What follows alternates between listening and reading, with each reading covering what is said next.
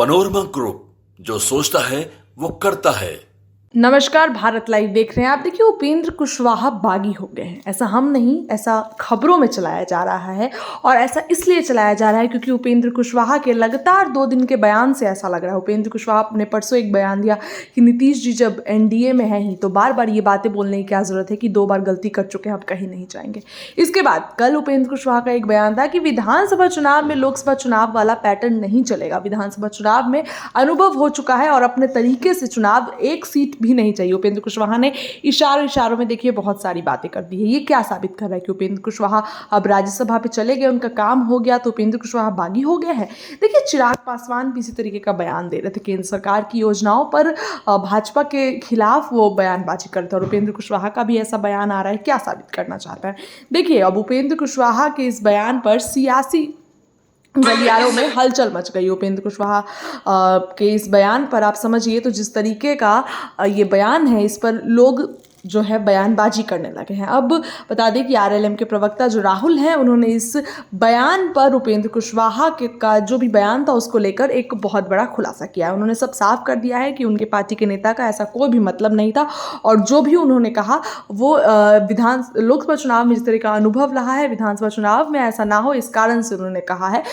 उपेंद्र कुशवाहा का ऐसा कोई भी मकसद नहीं है। क्या कुछ कह रहे हैं आरएलएम के प्रवक्ता राहुल हैं, आप खुद चल के सुनिए क्या कुछ वो बोल रहे हैं। राष्ट्रीय लोक मोर्चा के राष्ट्रीय अध्यक्ष उपेंद्र कुशवाहा जी ने जो कुछ भी कहा है विधानसभा चुनाव को लेकर के, उसमें कहीं से भी हमारी कोई भावना ऐसी नहीं है कि हम कोई बगावती तेवर अपना रहे हैं, बल्कि जो पिछले लोकसभा चुनाव में हुआ उन चीजों की अगर समीक्षा की गई है तो जो चीजें सामने आई हैं उसको देखते हुए हमारे नेता ने ये बात कही है कि लोकसभा चुनाव में और विधानसभा चुनाव में हमेशा अलग अलग फॉर्मूले के आधार पर सीटों का बंटवारा होता है। निश्चित ही लोकसभा में जो फॉर्मूला अपनाया गया उससे एनडीए को नुकसान हुआ और 10 सीटों का नुकसान हुआ।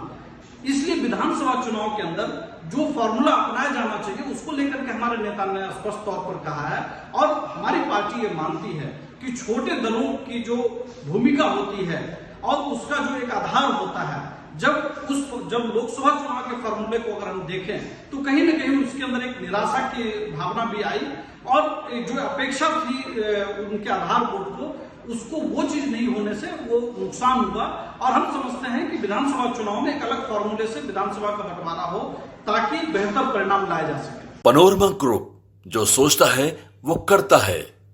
अगर ये वीडियो पसंद आई और वह बिहार के राजनीति और बिहारियत से सरोकार रखेनी तो सब्सक्राइब बटन दबा के चैनल के सब्सक्राइब कर ली।